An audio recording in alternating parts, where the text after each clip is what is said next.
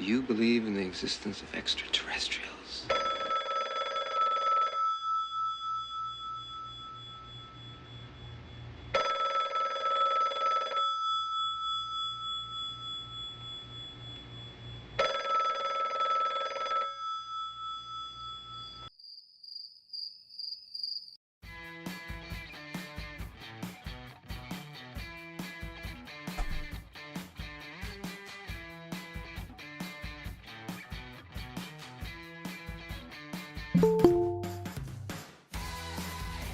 Good morning, good evening, or good afternoon, depending on where and when you watch this broadcast. I'm Thomas Fessler, my friends, and this is Disclosure Tonight. Happy Friday, June 20th, 2025. You know, I almost called the show, Friday Night Disclosure, but man, we've got more stuff to talk about than just Friday Night Disclosure, my friends. It's going to be one heck of a hoot.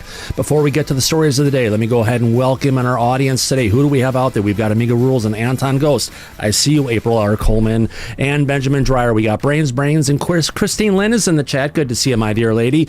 Dr. Julie's here, along with Eliza and Firefly and Geraldine and J-Cat and Jonathan and Kathy and Kelly Burrow with those piercing blue eyes. There you go, Kelly. Maritime Unprepared's here, along with Megan Betts, Mr. Grimlock, Mr. Joey B's here, along with Paul DeMond, PC Anderson. Sage Pup is in the chat. You should join him. Sam's here along with Shelly Montgomery. We got Stephen Forbes, Steve Hines, Peggy, and our South Florida friends. Good to see you as always, Peggy. Chuck and Pawpaw's here, as well as our two friends from Idaho, two midgets on a horse. We got Vern Dude, and that's about it. How about that? We got through it all before the video ended. On that note, let's go ahead. Oh, is he here? Is he not here? No, he's not here right now, but let's go ahead and jump into the studio. How about that? All right. Evening, everybody. Welcome to the show. We've got one heck of a great broadcast ahead for all of us today. We're going to be covering a bunch of things. We got the Susan Gough files that have been declassified from the DOD. Oh, and we've got a large spherical black UFO that was spotted. It was covered earlier this week from Jeremy Corbell. Also, that was covered, believe it or not, on ABC News. They got it before even News Nation did. I wonder what's up with that.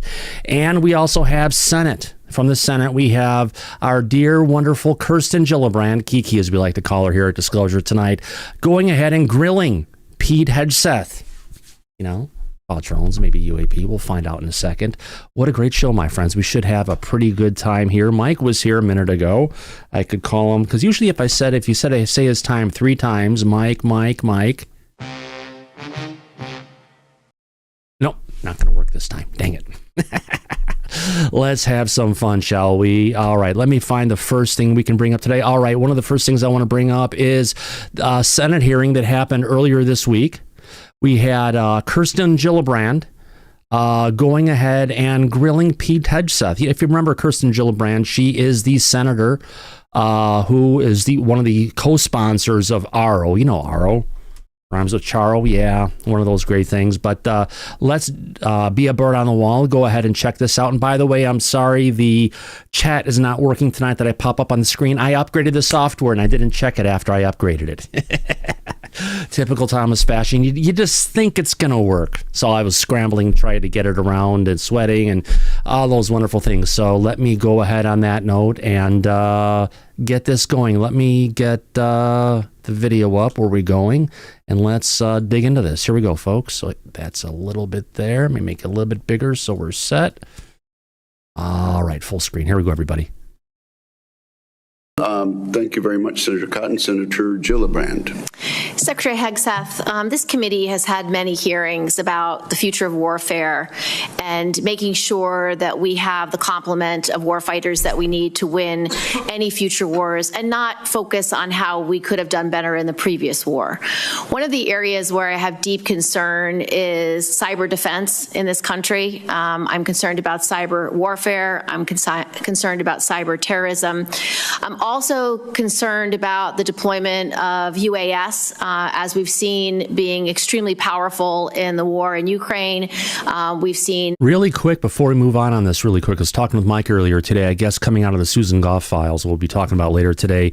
Yes, Susan Gough wants to start calling everything in the vernacular in the DOD a UAS. So they're initially using UAS to go ahead and obfuscate what a UFO actually is, and they turned it into UAP, and now everything is going to be a UAS, which means they're calling it a human-based drone.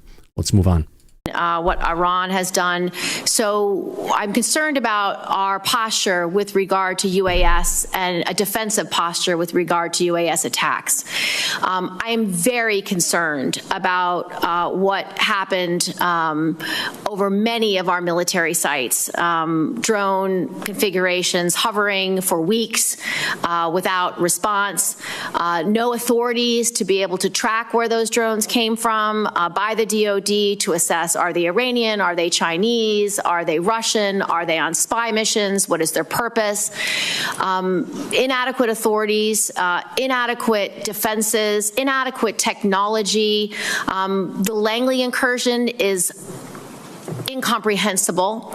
On top of that, I'm very concerned that we are not investing in our cyber professionals, that we don't have enough cyber offense, enough cyber defense. We have currently 30,000 open cyber positions within the DoD.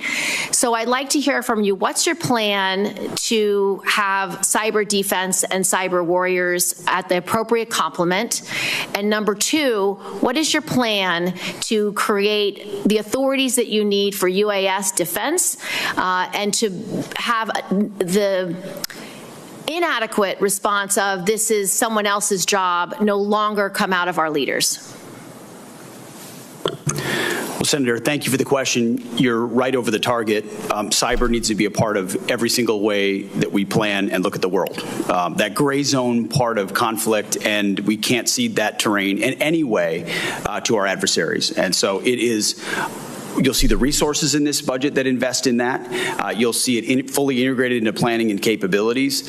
And what we're looking for in the next cybercom and what we're looking for there, our Deputy Secretary of Defense is leading a charge to make sure it fits precisely what the world needs today. So we have a program that this committee supported in the last two NDAAs, which is a cyber academy to create a pipeline of young people who do cyber for service. So they get a state-of-the-art cyber education at over 600 schools around the country, and then they dedicate the number of years they had education to the Department of Defense or the intelligence community. And right now it is not being funded. And right now, because of the hiring freeze, these kids who have completed their degree under the Cyber Service Academy actually can't get a job at the DoD or the intelligence community, and they're either going to have to no longer serve, which was part of the program, or get employed somewhere else, but we lose them. So what are you doing to unplug this problem of not hiring these cyber professionals immediately because they are part of the cyber service program?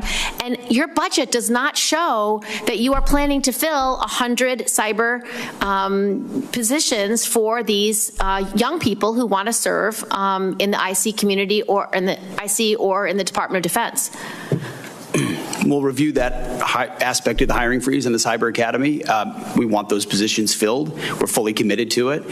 And then on counter UAS, which you mentioned, it is a reality of the modern battlefield, whether it's in Ukraine or elsewhere, that we have to fully account for and address as aggressively as possible. And you have my assurances at the highest levels, we are putting our best people in charge of ensuring we have counter UAS systems that can match the threats of the future. I would like you to prepare for this committee 2 letters in response to these questions. 1, what are you going to do to fill the 1,000 slots for the Cyber Academy? And how are you going to get this hiring freeze taken care of? And 2, what is your plan for increased authorities, increased investment, appropriate review of UAS that hover over our military and nuclear sites. So this committee has a fulsome response from your whole team about how you will address these two problems.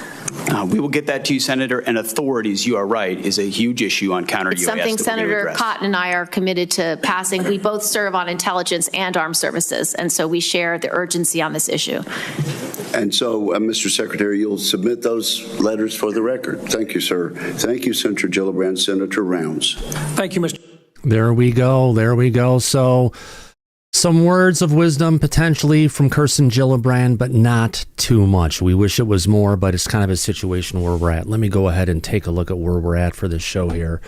All right, what do we got going on here next? A bunch of things to talk about. All right, our next piece, which we're going to jump to. It was oh, you're back. I Thanks, think. Mike. Good to see you're back.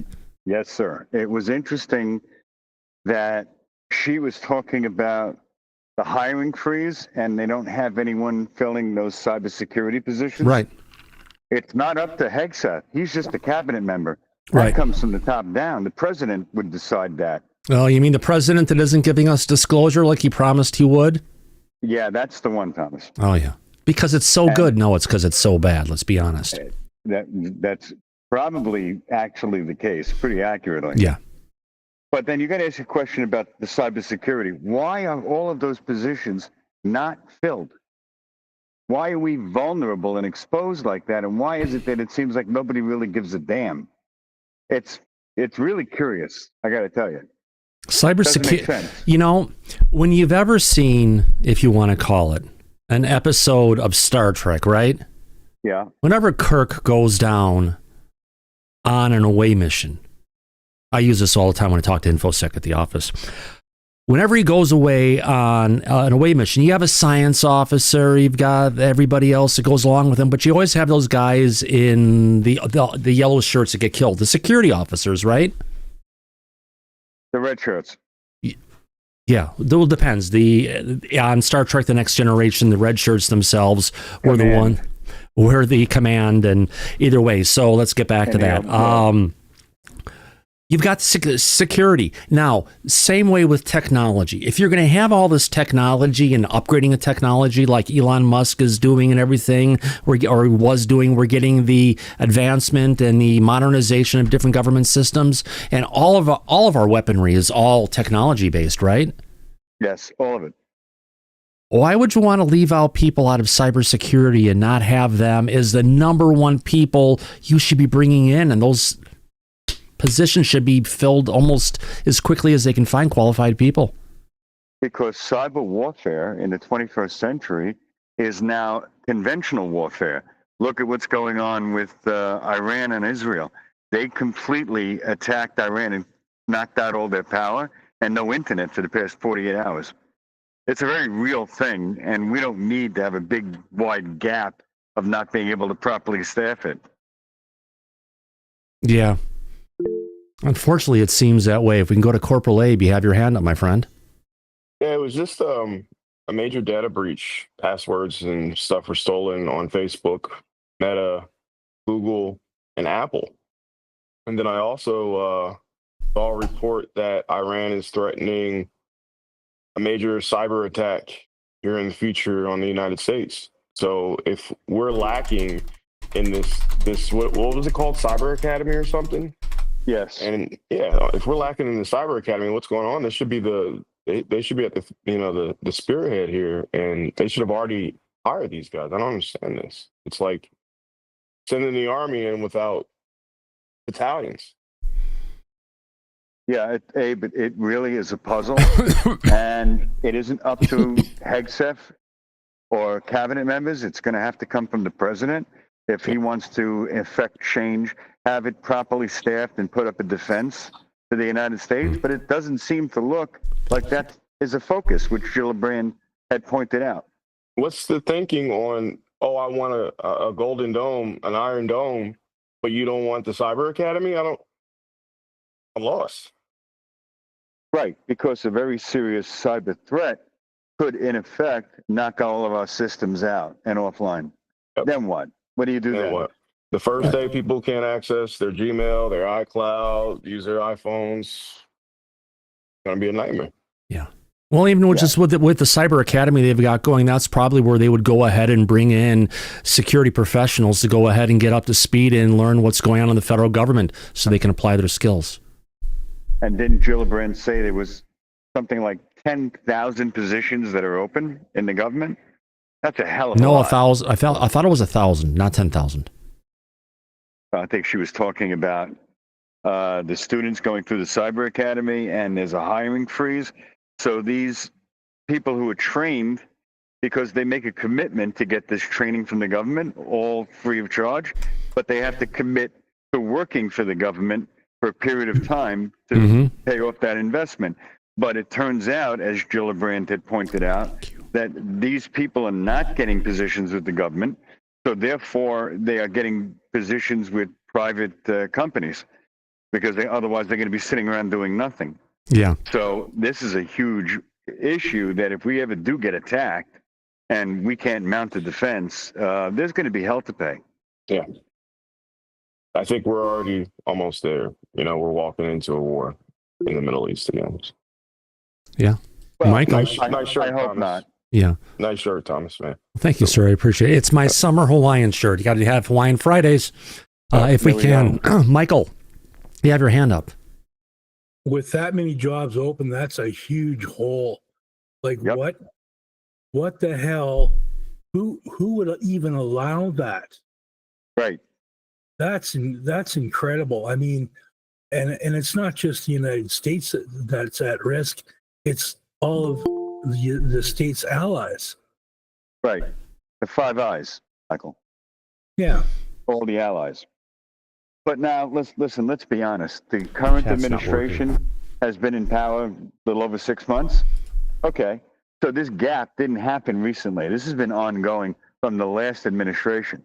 And we already know the lights were on, but nobody was home. So that's why none of this was getting taken care of or dealt with.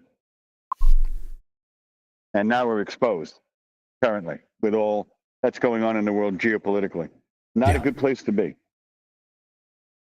Yeah. Oh, definitely No, not. you're absolutely right. Yeah. Absolutely right. Yeah, absolutely, my friends. Any more comments from people in the back? I think it's a great topic to see where we're at and where we're going to go to. Ashes, you have your hand up?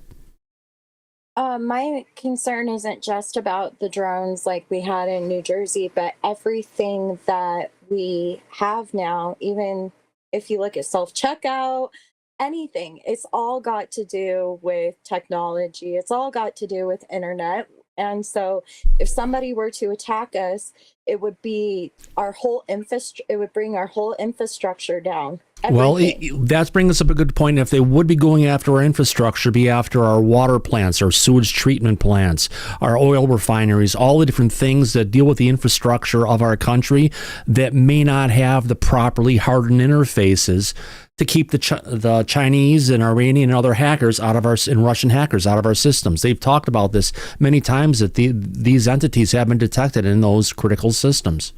Right, because it runs everything, like our electricity, even, and like you said, our water is huge. Our water, if something happens to our water, that's not good. That's not good at all. No, it's not. But it's a reality. And here's the thing: when they want to do the attack, they're not going to go ahead and start trying to break in.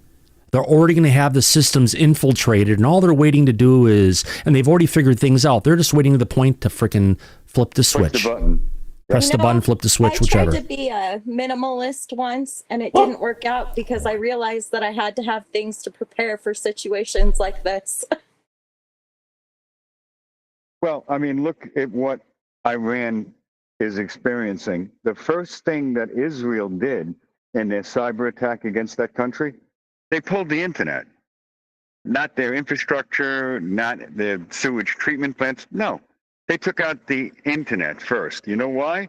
Because in military terms, a chain is only as strong as its weakest link. Yeah. If you take that out, it's going to cripple everything else. That's why they did it. And it wouldn't take much for that to happen here if somebody decided to do that. And then we'd all go back to the Stone Age. Overnight. Wasn't there in like 03, 04 a major blackout in New York that just like jacked everything up for weeks? Yes. It was Hurricane Superstorm Sandy, they called it. Before that, I thought it was just like a major transformer or something blew, and it was like one worker's fault, but he like knocked out the power all over New York. Yeah. Well, yeah, that was a long time ago. Well, and Mike, if you that would cripple us today. Oh yeah. Oh yeah. There's a lot of things with cripples. And Mike, if you want to talk about a cyber attacks that went on Iran in the past, Israel actually attacked their nuclear, their uranium enrichment program, the things that spin around. They actually got into access those on the network and self-destructed a bunch of their hardware back in the day. Yeah, Stuxnet, the virus. They put it in there and they made the centrifuges blow up. Bingo. Thank you. I couldn't think of that freaking word. Thank you. You're very welcome.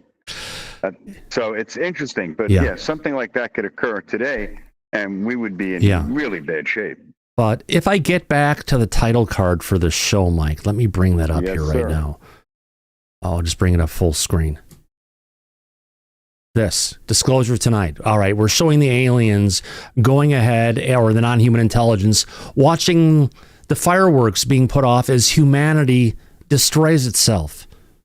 Let's be honest. Although some people are saying, oh, no, the aliens are our friends. They want to save us. I think, honestly, Mike, they couldn't give a rat's ass about humanity. More than anything, they're worried about the Earth surviving long term. So they're not here to save us from ourselves. They never have in the past. Did they stop Hiroshima? No. Did they stop any of the nuclear meltdowns that happened? No. Have they stopped famines in Africa where millions of people starved? No. Have they stopped the genocides that happened in Bosnia or in Germany or Poland in the past? No, it seems like they let us kill each other. Did they save any of the people who got inundated and taken out with the tidal waves that inundated, Southeast Asia or Japan? Nothing. They're not here to save us, folks. Not even close. And a lot of people think, oh my God, they're here. They're our friends. They're not. Ask any of the people out there who have truly gone through the abduction, and they will say, no, they are not your friends. No, I agree. Yeah.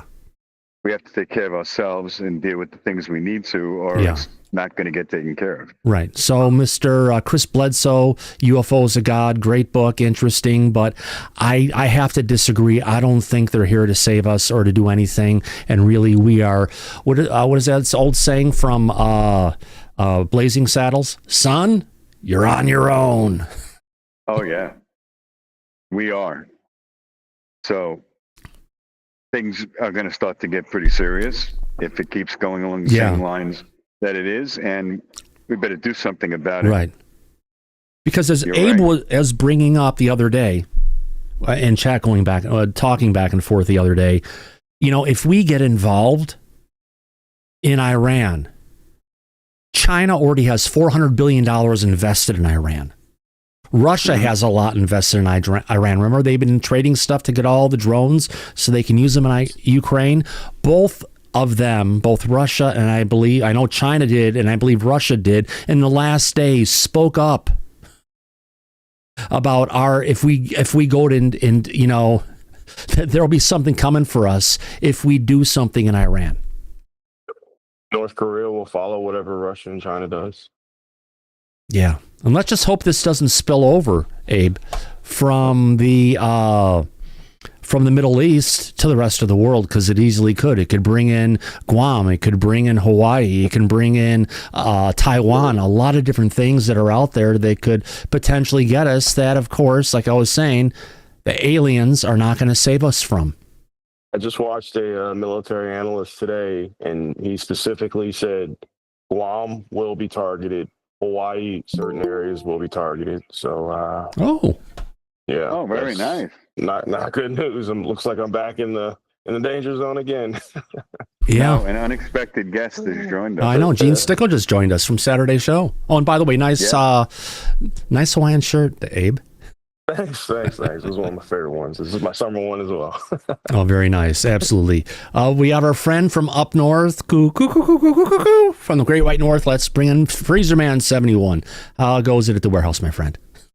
It's going pretty good, Thomas. I was with some friends this morning for coffee, and one of them mentioned that the world is due for a black swan event. And I'm wondering if this whole Iran crisis could be that black swan. And I agree, Thomas. Our friends are not our friends, meaning the NHI. They're not going to step in and do anything to stop it. Yeah. We need to take care of it ourselves and just not get too much. And I hope that black swan event isn't potentially what I saw on Tuesday morning in meditation. It's not a good black swan event. Not. Oh, I know. Not a good one. Yeah, a lot of people are talking about that. It could be black swan with regards to attack within the U.S., potentially someone else trying to set up and trying to frame it as Iran or someone else. So it's not the black swan event. It's been talked about many times by wonderful Stephen Greer. Oh, we do have news about him today. So Ashley has a hand up, but before we get to her, I want to welcome Jean into the show. Thanks for joining us tonight, Jean. If you have anything you want to add, feel free to raise your hand, and Thomas and I will call on you, and we can continue our conversation. Yeah, we'll do. It seemed like a lot of intel stuff here being talked about, so I figured I'd join in. Never know if I can be of use. Oh, yeah. Oh, you're always welcome, Gene. You know that. Thank you. Yeah. Absolutely. All right. So then we brought up the word, Mike. We said about, potentially some black swan events. And the man who's been talking about the black swan event, Mike, you know who I'm talking about, don't you? Refresh my memory. Oh, I'll do better than that. Shield your eyes, my friend. No, I'm just joking. Oh, God. No, I'm not bringing her up yet. Would you look at that? Who is that? Son of a bitch. It's Stephen Greer hanging out with Representative Eric Burleson. He's down in Mexico for the conference they had today about the Boogosphere. And the tridactyls. And the tridactyls. That he's holding up looks like a foot or a hand of. Yeah. Now, remember when we had said that when Burleson said, oh, yeah, the Tic Tacs could be ours, could be coming from Lockheed, that they've got stuff that's, generations ahead of that now? Mm-hmm. You know who's been talking about completely all the time about none of the UFOs we're seeing are from the non-human intelligence. It's all from the government. Yeah, Stephen Greer. Stephen Greer. Not only were they standing, I got some interesting pictures here to bring up besides that one. The expression. Oh, can I get this here? Let me get this here and bring this up. I need to zoom in on this one. This one's too good to miss. Here we go. Eric Burleson hanging out with Greer, looking at the different stuff. The expression on his face. It's like, what the hell am I looking at? Is priceless. Yeah. All right. But not just that one, Mike. When they were in the audience, look who Eric Burleson was sitting right next to. We got Danny Sheehan on the left. Right. Jaime Maussan on the total right. In between it, we got Eric Burleson, and there is Mr. Greer. Oh, no. That's very distressing. We can't go there. I mean, granted, disclosure is kind of dead this year for what's going on, but shit. This is not about disclosure. This is really, really bad as far as the overall subject. It's a credibility killer for the most part with the public. Having a figure like Greer involved. But luckily the public doesn't know who he is, but we do, and the message he has is not the message we would even most remotely support. No, not at all. And it's like it gives disclosure a black eye by having anything to do with somebody who is not credible. Right. This is distressing. When you and I saw this photo earlier, it was something that was alarming. Yeah, as soon as I saw it, I freaking sent you a DM with it because I was like, oh my God, Mike, you got to see this. Yeah, and I was like, no fucking way is that a real photo. It is. And it turned out to be, it is, yep. Yeah. But Danny was there too, and he talked about the Carter administration and the cover up and all the things that went on in the history, that he's a constitutional attorney, talking about the deep state and how the United States is a national security state for what's going on. It's the stuff we've heard Danny saying, we've said many times as well. Most interesting thing, though, I heard from Stephen Greer was none of this stuff can be brought to the United States for examination by science or anyone because it can't, I guess we can't, United States can't be trusted because of our government? I didn't realize that he was against the United States government. Yeah, kind of like you never thought you'd be hearing Tim Walz going ahead and talking up the CCP over the United States, but it happens. Well, that's true. Yeah. Sometimes things get a little twisted and confused politically. Yeah. Yeah, this is not good. Yeah. Bunch of little things going on here and there to go ahead and catch our eye. I guess if we're just going through all the different stuff that's going on in the news, you've gotten. Guess who's back in the audience of Everywhere, Mike? Someone who said he wasn't going to be going ahead and making any more appearances. He was absolutely done. He's someone who you brought up many times when we were first getting to know each other. And it's like, oh, my God, John Ramirez. John Ramirez. Yeah, I knew you were going to go there. Oh, yeah, we got to. He shot up on, was it the Chris Ramsey show? Yeah. That's somewhere where Lou was recently, I believe, wasn't he? Yeah, he was. Yeah. They have to fly to go to that one for that cool studio. Let me go ahead. Almost as good as the conversation went on about Lou with Rogan the other day. We can cover that one later, but that's another doozy. Wow. It is. That's what happens when you have someone who's an ex-vet who's tries to help. Mr. Robin Heatherly, good to see you, Robin, goes ahead and gets pictures of not a full-term fetus. Right. And shares it with Lou. And then Lou pushes it out to someone and say, hey, what is this thing?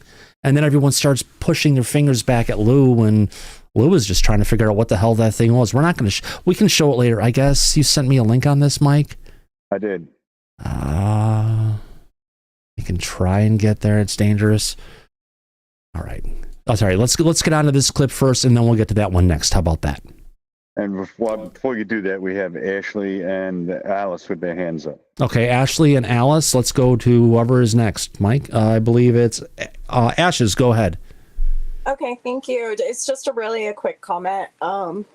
We were given brains so that we need to use them because everybody's always looking for a hero, but we need to be our own heroes and try to figure this out on our own with the help of our companions and the community, instead of arguing all the time and talking about dramatic stuff and not even talking about the issue at hand. I notice a lot of drama is going on at X even, and that drama, Ashes, has been going on at X for as long as the UFO Twitter's been around.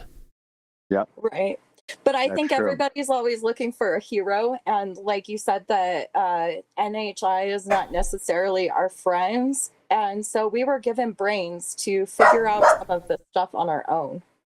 More importantly, we were given consciousness to figure things out. Moose, stop it.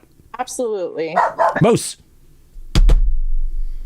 Absolutely so we right. Better start putting our ass in gear and figuring stuff out while we have a chance. Right, and putting all of our eggs in one basket. We shouldn't just be depending on the government for this, because I don't know if the government is necessarily someone who's going to get their poop in a group and sort it out. You know what I mean? No, they're having a hell of a time right now handling the geopolitical things. They don't seem to have a clear-cut direction or agenda yet. They're playing it by ear. And it turns out that if we want to talk about this subject on top of that, they are not focused. Congress is in chaos. The executive branch has its own agenda, and it's certainly not about bringing the truth out. Certainly not on this subject. And it always seems to be that way.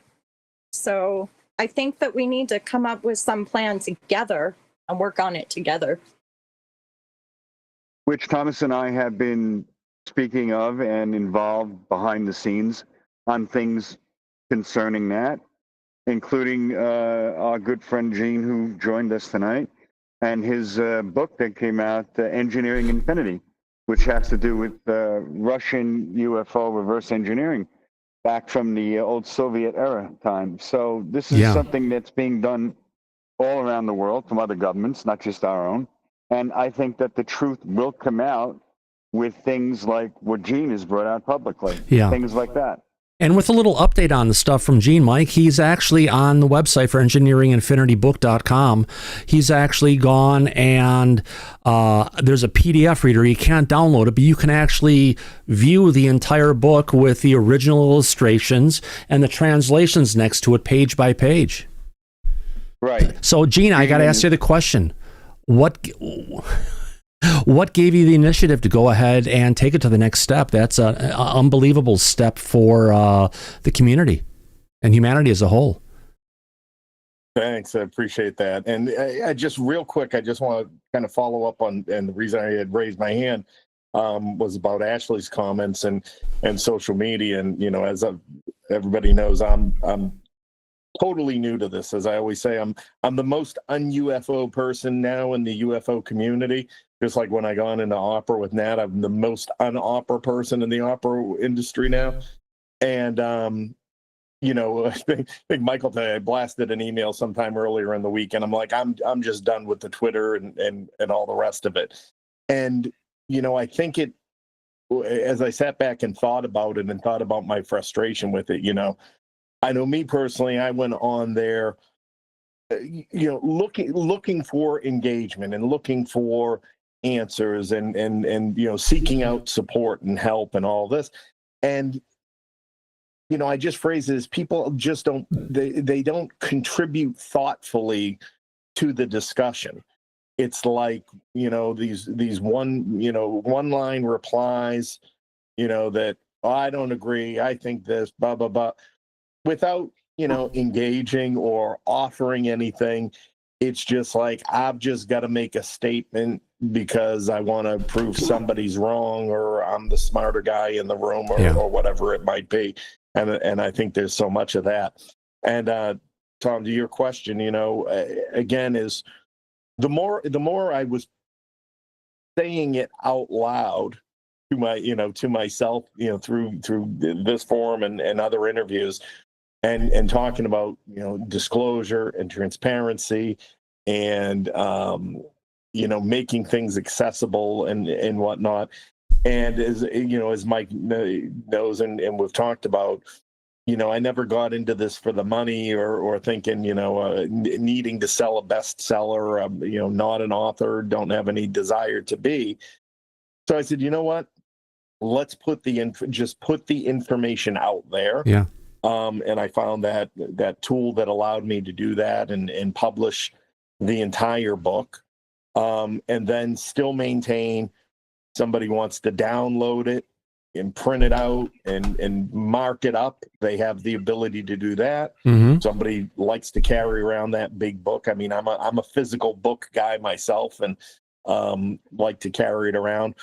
But, you know, it made those options available, and you know, and again, you can't win no matter what you do. Yeah. Still, people are like, well, it's not free. You got to pay for a download. And okay, you know, yes, but it's free to look through, observe, spend time on. So it's not like Amazon or Google that lets you see 4 or 5 pages ahead of time. You're opening up the entire book, and hopefully people will look at it and want to get their own book to work from for reference.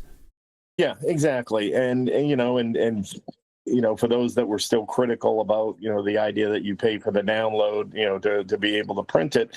Listen, as everybody knows, none of this stuff is cheap. So anything that comes in that helps you improve the tools. Yeah. You know, and as a result, I've had some people that have sort of signed up to the site and have written me and said, hey, can I help out? And I have a wonderful young lady now who's going to start putting together a framework for people who might have corrections to help polish the translations or anything else. So that's cool. You know, like Ashley said, you know, just trying to build a community of people who want to make thoughtful contributions. Well, thanks, man. I appreciate you going ahead and sharing that information, sharing it with the community as a whole. Yeah, thanks for letting me. Absolutely. Mike, should we get back to this video now of John Ramirez? Yes. Now, remember, John Ramirez went and said he wasn't going to come forward and talk about 2027 or all the things anymore. He was done on the podcast circuit completely. Right. But he's back, and I wonder if this could be a restart for him now that Lou's out of the scene for the time being. Let's go ahead and play this video and see where it goes. We got a little 3-minute clip here coming from the new podcast. We'll stop in between and talk about it, but here we go, everybody. Has there ever been a situation that you were in where you really quick? This again is the teaser, right, Mike? It is, yes. Yes. On Area 52, the podcast on YouTube. So that just came out today. Because the interview hasn't been officially released yet. It was earlier today. Oh, this was the preview that I saw. So this is we're not going to show the whole thing, but we're willing to. We're going to show his teaser. It's like showing him a movie intro, Mike. Right. No, I got it. Yeah. I saw this intro. It's very good. Yeah. All right, let's go. Let's play it. Here we go. Has there ever been a situation that you were in where you've gotten confirmation of government's involvement with human alien hybrids? Yes. Okay. From a credible source, you could say. Yes. They know about the hybrids. Yes. I mean, gun to your head right now, you would say absolutely. Absolutely. Yes. They were able to collect DNA from aliens. John Ramirez, former CIA officer, 25-year career. CIA had a program to trace this alien DNA in certain families, and particularly their children. Well, Mike, I got to bring this out really quick. We were told in the back, confidentiality with someone's name who we can't mention, that rhymes with blue, said that it's in our DNA, but it's in the area they consider the junk DNA. Does that make sense, Mike? We have regular DNA and we have junk DNA. Supposedly the marker that shows the non-human intelligences screwing around with our DNA over the centuries, if not eons for that matter, goes back and it's traceable. So this is, I believe, what John's talking about. So this is not the first time I've heard it. Particularly their children were of interest to CIA. The CIA was tracking the activity of hybrids, human alien hybrids in the United States. That and going back in their lineage. In that 25 years. Did you encounter anyone you knew for sure was read into one of the deeper programs? Yes. Did you have a lot of interactions with this person? Yes, I did. My name was submitted for that particular compartment. And the Pentagon came back and said, no, we're not going to read John Ramirez into that. No way. You specifically? You specifically cannot be read in. He said, you don't understand, John. This program is the highest secret, top secret in the entire United States government. This top secret information exceeds that of Manhattan Project. His branch did operations under the sea, retrieving things. Bob, one of my engineers, was looking at one of the manuals. It was that thick. And he left that on his desk. The title was UFO Propulsion Systems, Manual of Operations. We were flying something that wasn't a satellite. What did it look like? It looked like an egg. I personally had only one, I would call bad, but not demonic, experience. And that experience was with a reptilian-like being that showed up in my condo when I lived in Washington, D.C. And the other, I can't identify because it was shrouded. It was wearing a cloak. A hood. A hood, yeah, a cloak and a hood. And they showed up one night, and they just, I woke up and they go, oh, don't mind us. We just want to let you know that we know you moved. And then I went to medical services. I had something done here. And can I get those records? And said, sorry.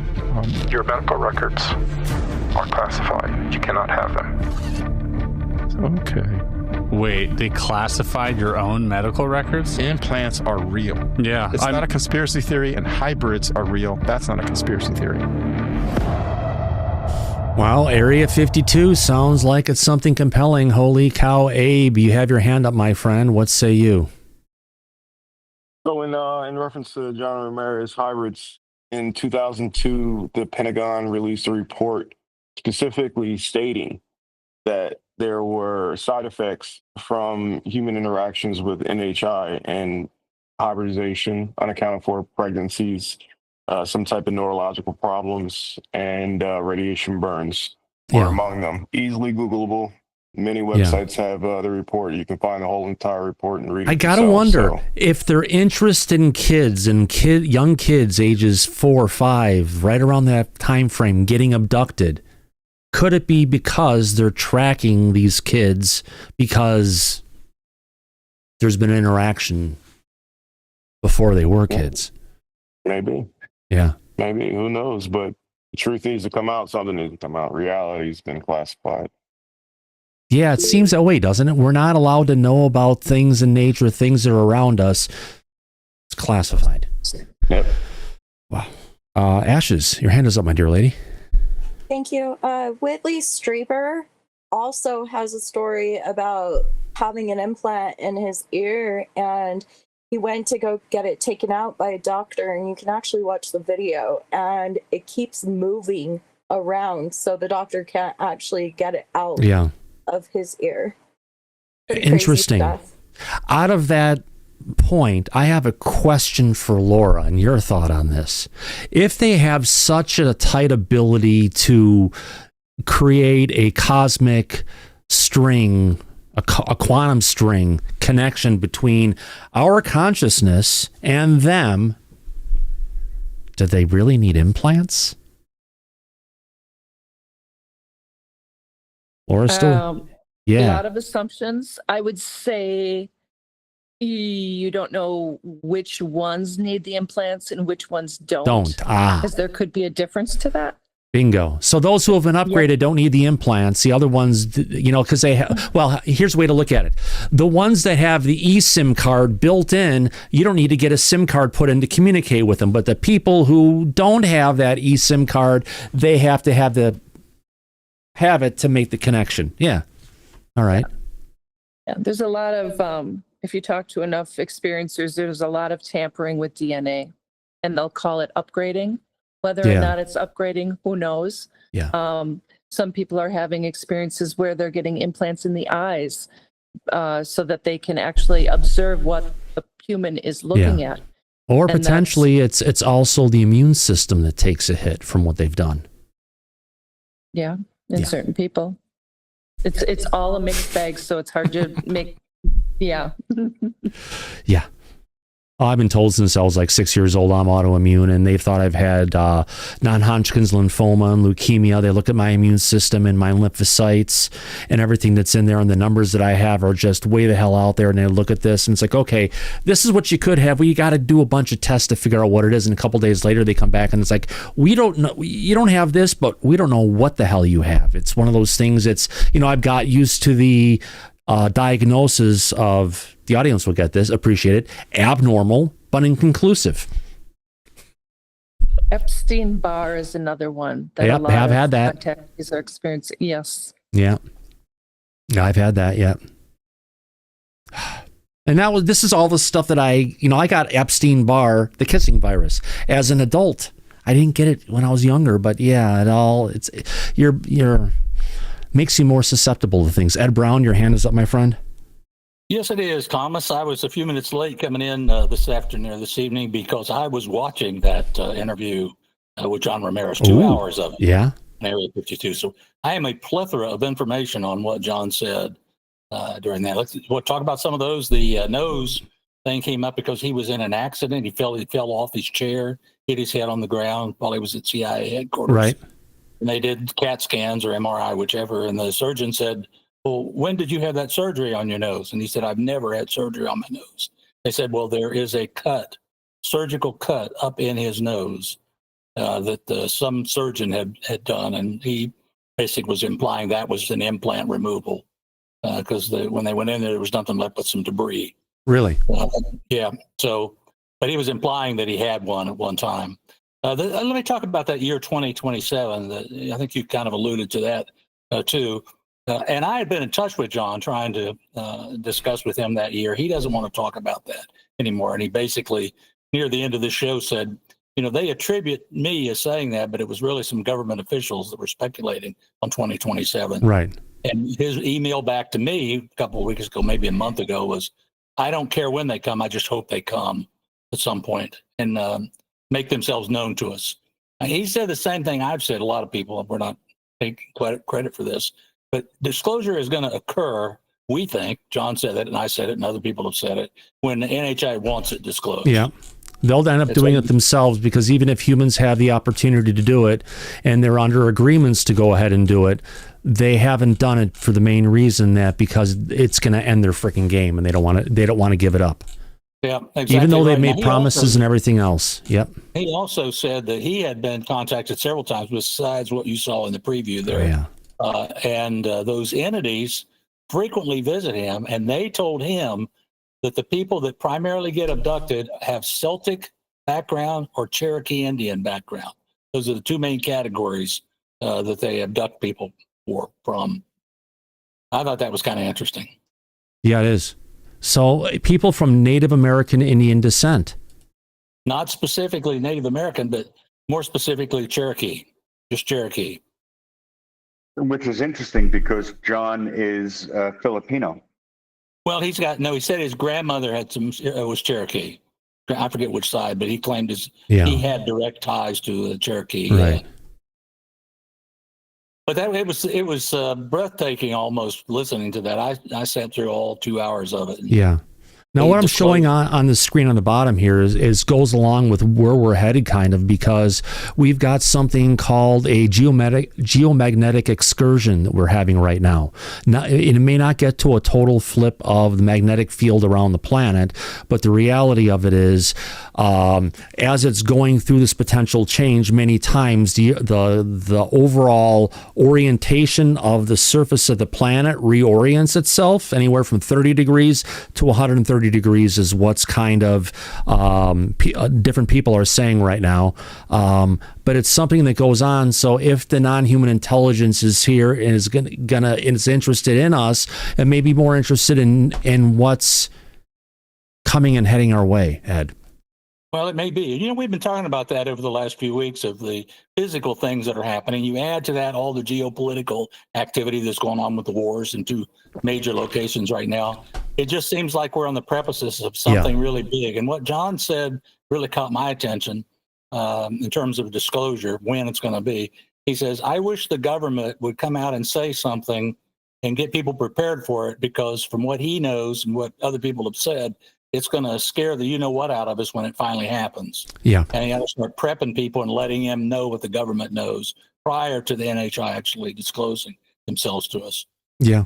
Which incidentally is either going to be in September this year or September 2026. Yeah.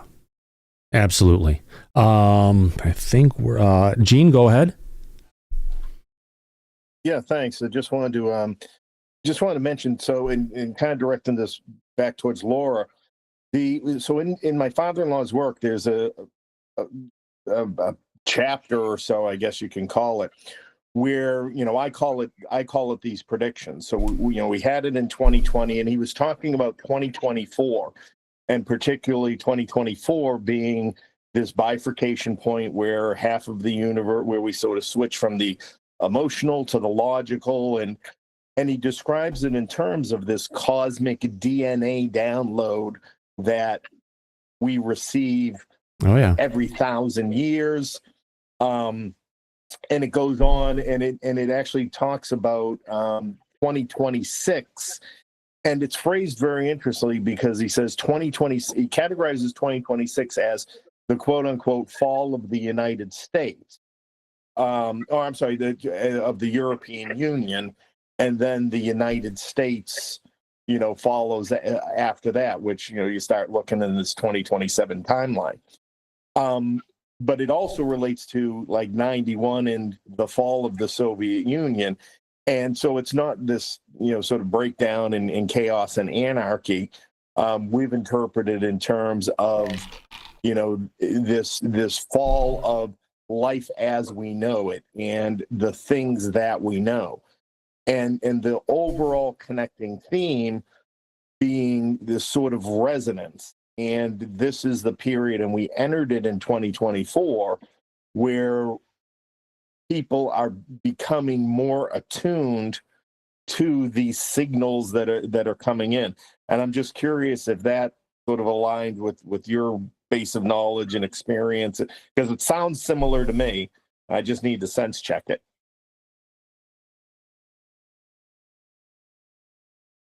If you're talking to me, I would say yes.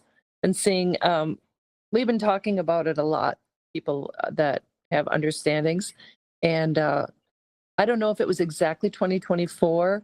It's hard to say. I don't remember politically or whatever happened during that time. But we have obviously COVID had a big impact on people questioning governments and spending more time on the internet, maybe falling into the UFO field by accident that way. So there's a lot more people waking up and having experiences. And if Reed Summers is correct, there's been an increase with this sightings activity with individuals. Yeah, that's been going on since about, 2019, 2018, or give or take. I've been watching the numbers, Laura, and there's been a ticked increase in more people's seen craft than we've had in the past. And it's, it continues to escalate. The only thing right now is the interest in the overall area of disclosure is just kind of falling off to the wayside a little bit right now. Mm-hmm. Correct. And Gene, if you can stick around after, I do have some questions. Had the book and your relative, your wife's relative remote viewed, and we have some questions about specific information that we got, and I'd love you to stick around. Yeah, absolutely. And just side note on that, Tom, if we have any doctors, in the audience, I stand by my belief that Nat is a alien hybrid. RH negative, tall, blonde, picks up languages, the whole thing. So if there was a Soviet hybrid experiment, I think she's one, and I'm willing to put her to the test. Well, cool. If we can figure out a way to get there. One of the things they can also figure out if people have had interactions with a non-human intelligence is there's a test they can do in an MRI that, who was it? Gary Nolan put together, where they look at the caudate putamen in the brain, and if there's enhanced activity in this particular area, that's something specific to people that have had one-on-one experiences with this stuff. Yeah, like Abe had mentioned earlier about the neurological effects. She, in the last 10, 15 years, 16, because it happened once right after she had her child, which, again, RH negative, so risky pregnancy and all that. And then it was just about a year ago at this time, she had another one of these neurological episodes, was in the hospital for a week, and they just said it's an undiagnosed neurological episode, and that's it. And it was back to normal, but it was really, really a strange experience. I wasn't sure if it was like a stroke coming on or whatever, but things she was saying and doing, and they have no idea, and it hasn't happened since, but good to keep in mind. Has she had any increased stuff since then? I'll call it stuff like things she's seeing, things she's experiencing, things she's feeling, thoughts that are coming into mind that weren't there before. No, I wouldn't say I wouldn't say that. And again, she's so deep into the music, and so she's it's for her. It's about perfecting the voice. She has this 4-octave range, and but yeah, she certainly has great instincts and things like that. But yeah, I can't say there's anything gotcha, anything weird. It's just sort of that. It's that thing. Whatever she grabs a hold of, there's an extraordinary outcome to it. Perfect pitch, the whole 9 yards like that. And I'm like, you're like wired differently. Yep. Are her symptoms like Havana syndrome symptoms, and like you said, I'd love to get a doctor to kind of like read over the Pentagon report on neurological effects and see if it's got anything to do with the Havana syndrome. No, the closest thing, my fear was it was some kind of stroke, because it was almost like a hypnotic state that she was in, and she was, saying things, not like speaking in another language or anything, I'd say was celestial, just the words all weren't coming out right, and it was just interesting, like a glaze over her, and I ran to the ER and I was like, I think she's having a stroke, and they brought her right in the whole deal. Nice. But yeah, it was just a really strange thing. And, and back when she had it after our son was born, she was in Latvia, and, they hospitalized her and just kind of chalked it up to some kind of postpartum thing, depression or whatever, and never dug into it. And she was at Beth Israel Hospital here in Boston, one of the top ones in the world. No idea. They had no idea. Yeah. Hey, thanks for that. Jimmy. Yeah, thanks for the info. I appreciate that. Let's cover that more in the future if we could. We've got another video I want to get up here. Mike, if you remember, NBC News went and had a expose going about that video that came out of Jeremy Corbell and George Knapp. Yeah, that's right. Mainstream media actually covered that. Yeah. It seems that we've been getting more stuff coming out of NBC lately than we've seen out of the usual News Nation. And if News Nation isn't covering it, that's a problem. Oh, it's a big problem. Because they've been the most, if you want to call it, gung-ho covering of anything about disclosure. For a long time now. Yeah. And now it seems to have gotten cold. Yeah, let's see if I can find the picture. I don't want to show it, but I'll show it anyway. I saw this pop up on Twitter today. It's more like disclosure. Kind of where we're stuck right now, isn't it? It appears to be, unfortunately. Yeah. No. Yep. Maybe NBC is learning something about the additional audience. So let's go ahead and play this clip and see where it takes us. Here we go, folks. Tonight on The Future of Everything, we've got some new UAP video from filmmaker and journalist Jeremy Corbell, who is standing by to break it all down. But first, here's a little bit of a closer look. This is a freeze frame. This is with some boosted contrast of what appears to be a disc-shaped object captured back in 2020, possibly somewhere over Afghanistan, Pakistan, the border there. Roll the video here. Jeremy says that this was filmed by some sort of asset, DOD asset, and forward-looking infrared shot from above, looking down, and was, according to Corbell, the U.S. Air Force describing this object as possibly navigating through the clouds. There's no heat signature that you can see here. Nothing you would expect for a normal aircraft as it dips its way through. We're told the Pentagon logged it as a UAP, but so far it has not appeared on the Aero public list. That office tracking this stuff, whose official response to our request for comment was, quote, "We have nothing to offer." So Jeremy Corbell is the host of the podcast Weaponized. He joins us on set. Jeremy, good to see you. Welcome back. Good to see you, man. All right. So getting into this, navigating through the clouds, like, I hate to even bring this up, but that sounds a lot like Jordan Peele wrote it in Nope, right? That's what we saw a little bit in Nope.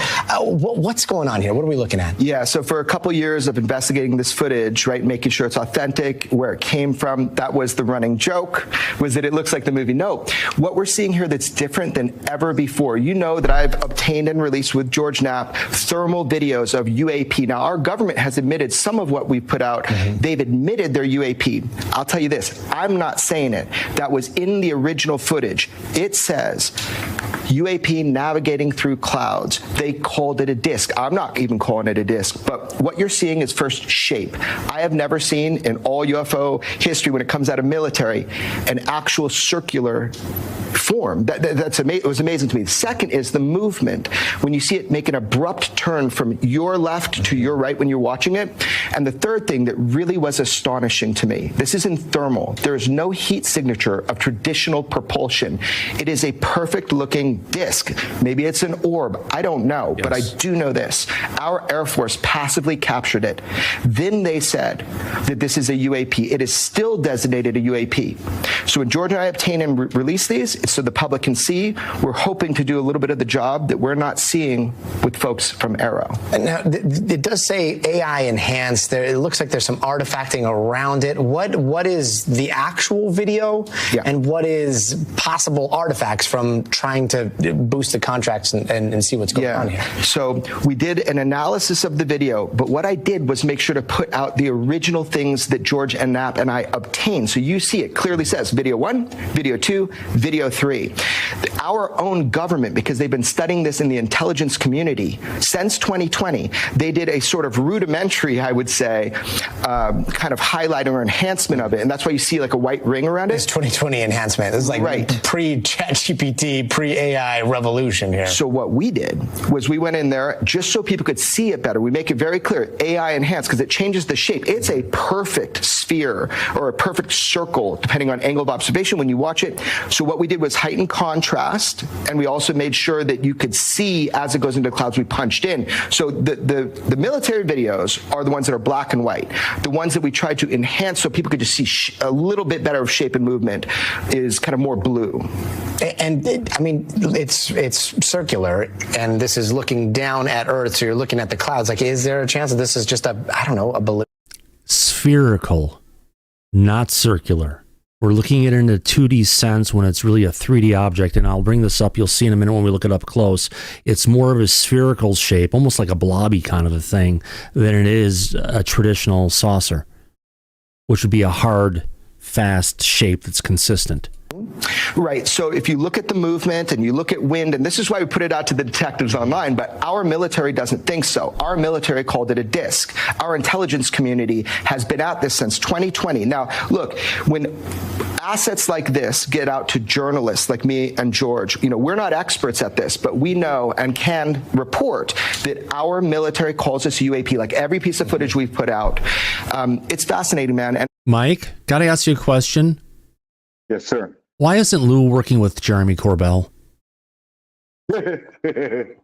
Seriously. Yeah. Well, Corbell has a bit of a personality. Well, yeah, they both do. However, they both made mistakes in bringing stuff out and saying it's something, but Jeremy tends to keep his... I'm just saying it from a good thing. I think there could be a great partnership between those two. No, because Jeremy doesn't have an intelligence background or a military background. So I don't think he and Lou would have much in common. But look at Matt Ford. Well, yeah. And a bunch of people. Hell, I was working closely with Lou at one point in time. Oh, I'm well aware. Oh, yeah. Yeah, oh, I know. But it's not as much as others, but yeah. Yeah, but it's like apples and oranges compared to Lou and Jeremy. Yeah, absolutely. Right. Well, we got a couple people in the back with their hand up. We're about halfway through this video. Let's go ahead and go to Ed Brown. Would love to hear what you have to say, and then Syrup. Ed? Yeah, Thomas, a couple things backing up just before the video started. I wanted to comment. What Abe was talking about with a little bit with the telepathy thing. Kind of got into that with Steve, got into that tonight with John Ramirez, and he said something that just blew my mind.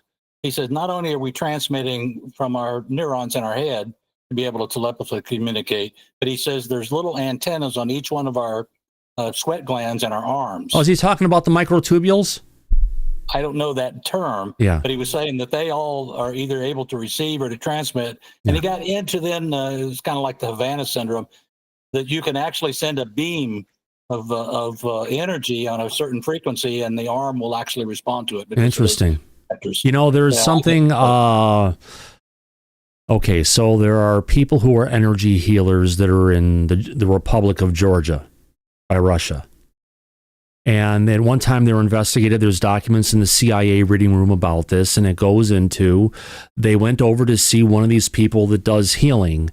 and they talked and before the actual process and the healing and different stuff the guy's doing, he goes off away and he puts his hands in a bath of zolkerite is what it's called. It's like a petroleum wax. He puts it in there a couple times. It comes off. He goes back into it, and when it dries, it's like a big hunk of wax. Literally, I've actually got some here just for that purpose. And what happens is, after he did this, and he would go ahead and do the movements he would do specifically for his process for healing, they actually picked up all of these light photons that were being generated by the body in high amounts that were like fountains coming out of his hands. So yes, we do have stuff like this. It does work with our energy systems, and it's just a way of, it's like I've talked about a bunch of times. Sorry, audience, you're not even seeing me here. When you've got, you're dealing with some of this stuff, and it's just something that it's part of you, and it's it is what it is. Hopefully I didn't go on too much of a tirade there, Ed. Kind of went in a different direction there, but let me take us back to John Ramirez just for a second. There's a couple of things kind of counters to your comment about ufology is dead. I think it's really kind of picking up. I think we're, that the video you're showing right now with Jeremy. It's there, but overall interest from the general public is waning right now. Well, now that may be, but those that are serious about it are paying attention. Well, yeah, those that are there, but that overall audience of people that are there isn't growing at this point. It's contracting. Well, now here's another bombshell that I thought he dropped. He said later in the interview, when he's talking about his medical records being classified, that he had been read into 27 different SAPs during his career. And he was trying to get read into, or someone was trying to get him into one, and they refused him. And the guy that refused him said, "You don't want in this one. This one is higher than the Manhattan Project." And it was underwater stuff. And I thought that was very revealing. So whatever they're studying under the water and in the oceans is something that John Ramirez could not get read into. Makes you wonder if there's something more in the China Sea other than a strategic military advantage. Is there something there that they want complete ownership over? Well, it could be. I don't That's know. a good point.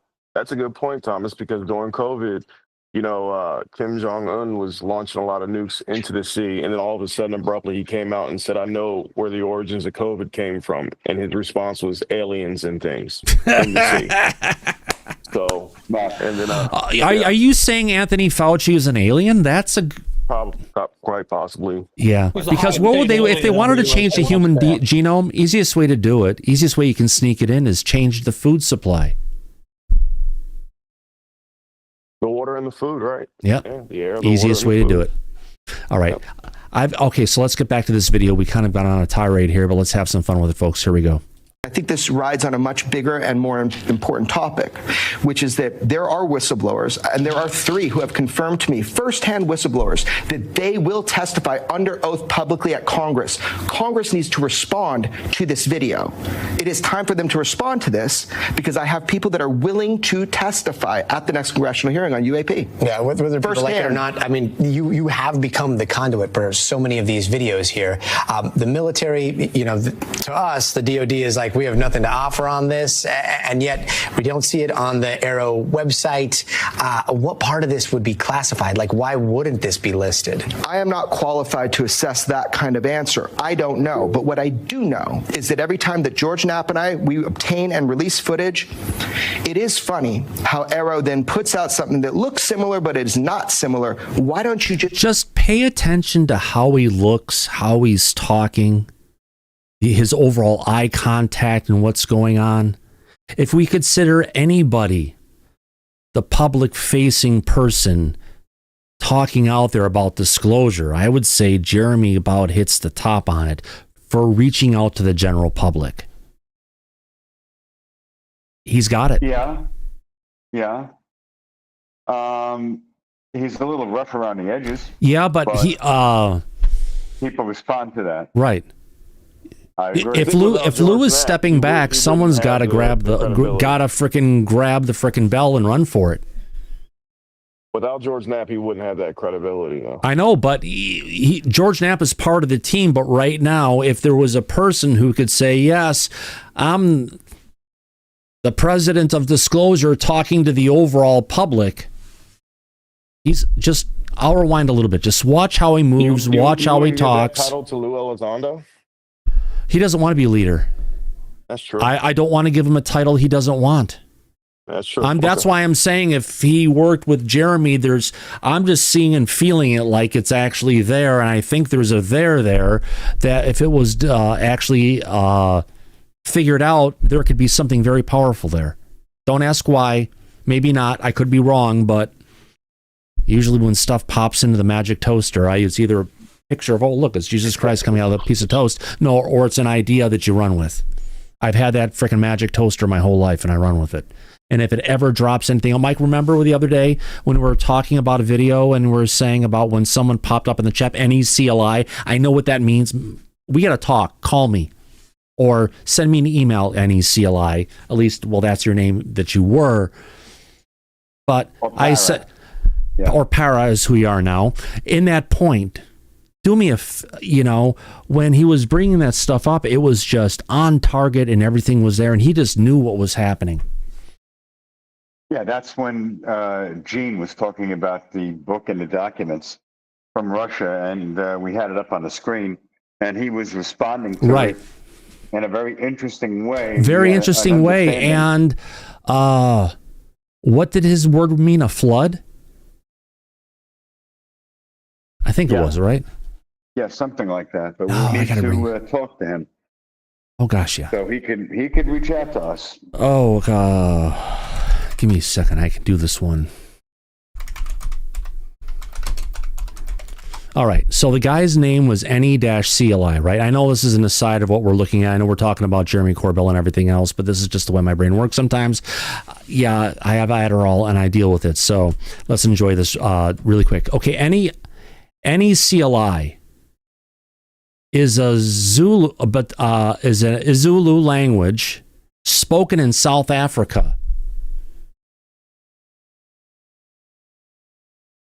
So that's all the way out there as well. In the case of usage, NECLI means something like with a chill or a sudden cold snap. So that was his name. Interesting connotations to go along with it. Now, back to disclosure. There you go. Yeah, let's play the rest of this video. Put it out to the American public. I'm actually asking them to do so. They should do so, just like all the videos that George Knapp and I obtained and released. And when they do put stuff out, a lot of times what they do is they just take what was already publicly available, like the Tic Tac UAP. And you might remember I released a Tic Tac UAP from 2023. This is ongoing, man. And I'll tell you one last thing about this. This is the tip of the iceberg, what you're seeing here. George Knapp and I are committed to reporting on our best evidence, and you're seeing a part of that now. No, that means that you got more. That means that there's other stuff. I know you well enough to. I hope that the world gets to see more, better, diverse footage. I am not in absolute control of how the world receives things, but as a journalist, I am going to fight to get as much out as humanly possible. Got it. And real quick, what's the update on Capitol Hill? Like, sometimes it seems like there's progress being made towards some sort of disclosure. Next thing you know, it's completely forgotten. No one's talking about it, and it seems like it's fallen off the radar. Like, when are we going to get answers? Fallen off the radar. So Representative Luna has a task force. Representative Burleson is being vocal. Representative Burchett is fighting the fight to get transparency on. All right, Mike, I have to interrupt this program to give you a reality check. Yes, there's a lot of talk going on. But is there actually any action coming out of the rhetoric and talk that we've been getting out of Washington, D.C.? No, not at all. And what happened coming out of the Grush testimony and all the different stuff? Where were all the attacks, all the different subpoenas to bring people in, to get them to go ahead and bring out the truth? What had happened? They are non-existent. There is no course or agenda from Congress. And Ivan Hanel, Lou's private attorney, or his legal issues, legal matters. And a close friend of ours who's been on the show many times, he was saying recently that there is no action coming from the government on this subject.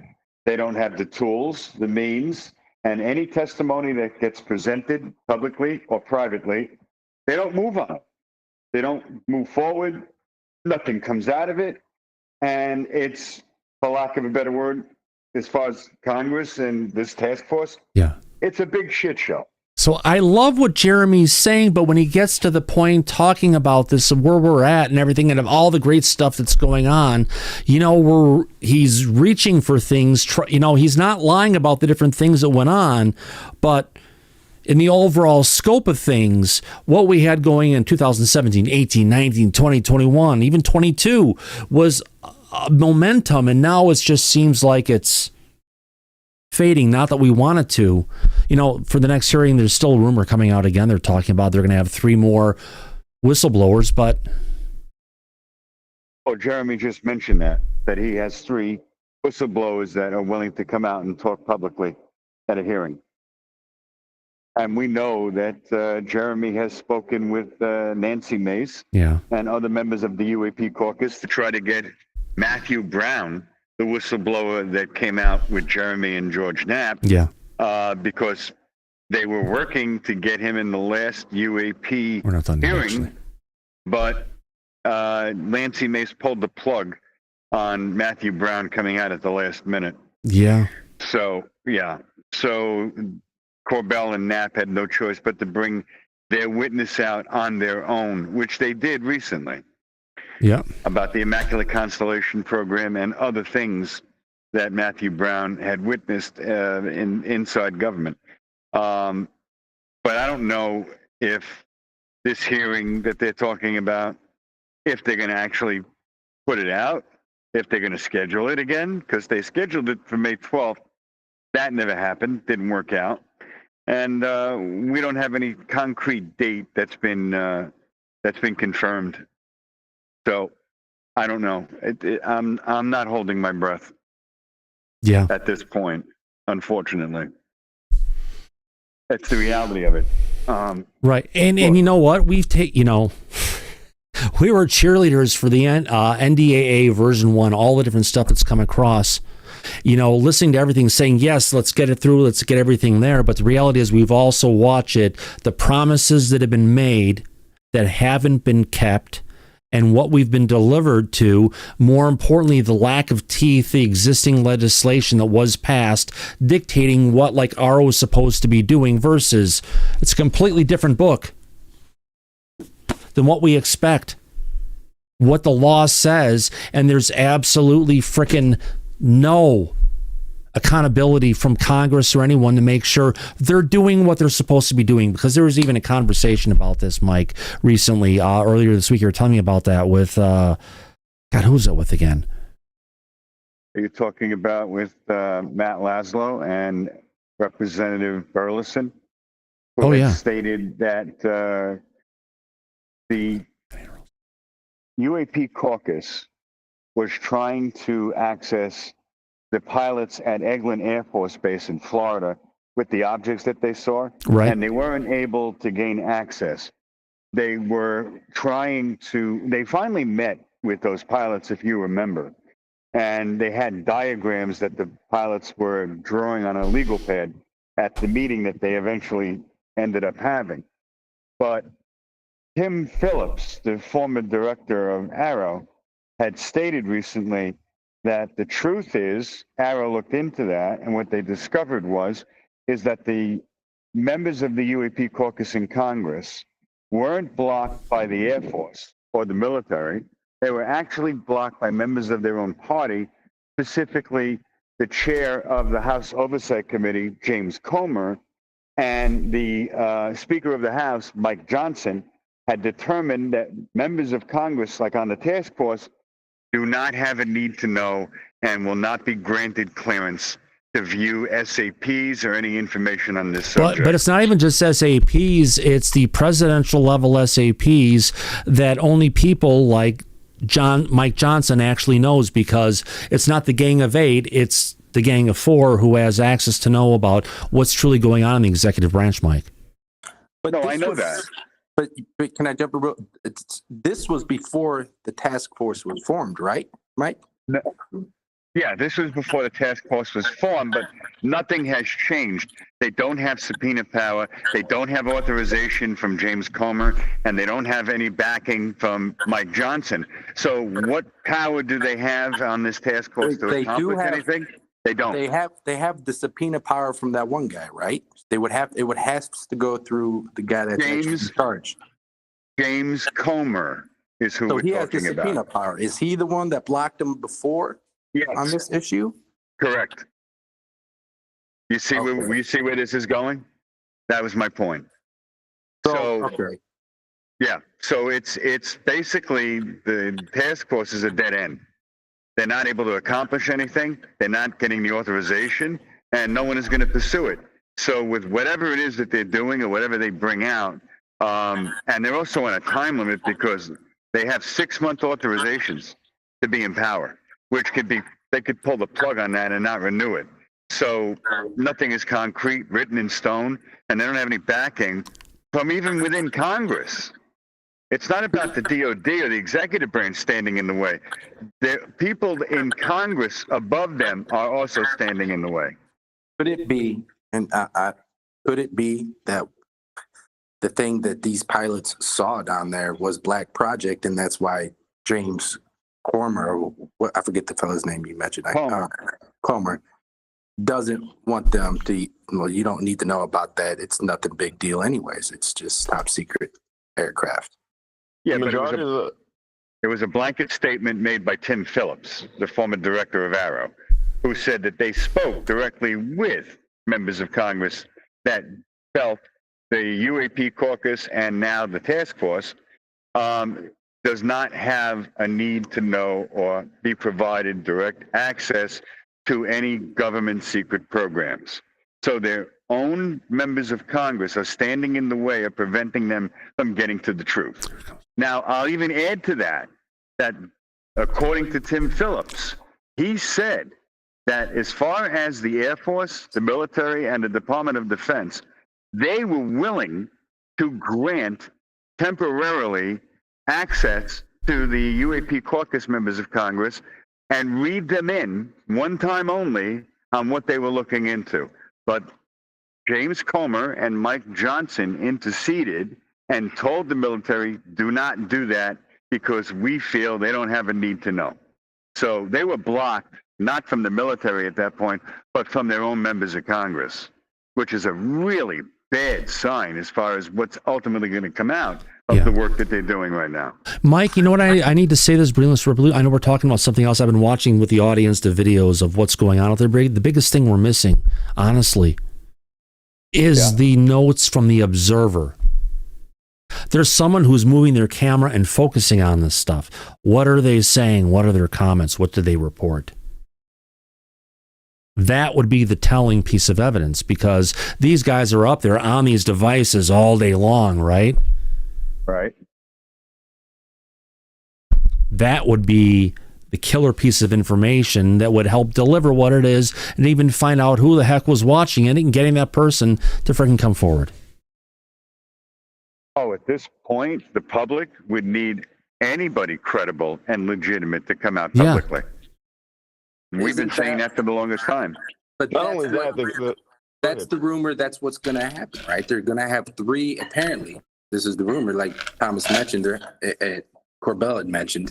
I couldn't tell if he was talking about the video or the firsthand witnesses to the video he had shown, or firsthand witnesses to the actual unrelated to the video. Okay, so these firsthand witnesses come forward and they tell the members of Congress something significant. I think that could change the game a little bit and move things into our favor, right? You mean like July 26, 2023, when David Grush, under oath, publicly testified that the United States government is in possession of craft and bodies, biologics? What occurred over 2 years ago from then to now? Nothing. But he was a secondhand witness to that. He was being told that's what. So was Ryan Graves. So wasn't. was Tim Gallaudet. It's a bunch of secondhand people. For some of the stuff, Grush was actually firsthand. Some of it he was secondhand. But he never testified to anything firsthand because he said he would have to get into a skiff.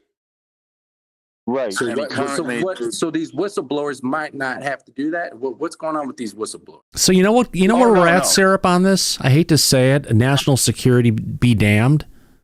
If he has the information and the government's preventing him from going ahead and telling people, go ahead and just tell the freaking people in Congress, tell the world, and bring the information out and fucking make a statement, make a stand. Otherwise, we'll never get anywhere.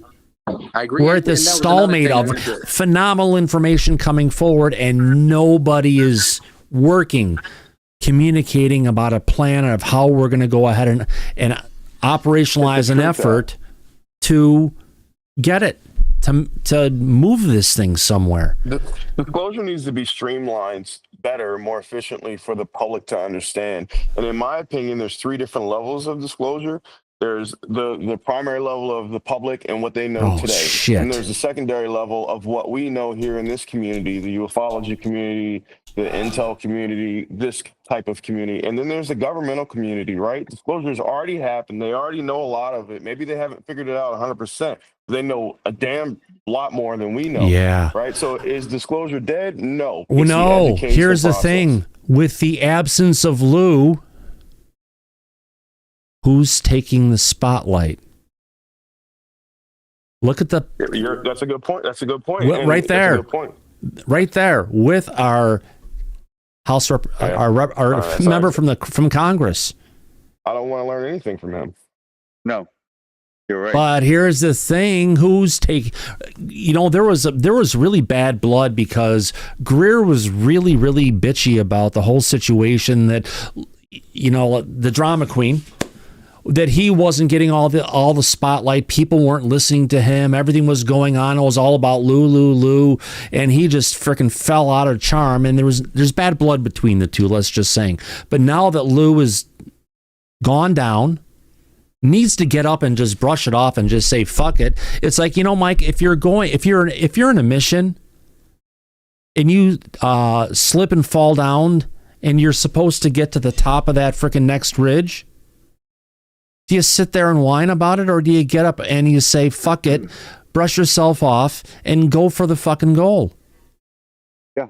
Forget about the little things here and there along the way. Don't you let it go in one ear, don't let it get in bouncing all out there, let it go out the other, and just don't let That's what we have happening right now, and we need to move forward, because what's about to happen and what's actively happening in geopolitics that could potentially just shut all of our investigations down, and we'll only be able to focus on one thing, if that at all. Yeah. You know, like. So we're missing the observer of this. I love to hear the camera footage of the guy who's actually operating the camera, what the hell he's actually saying. You know what I mean, Abe?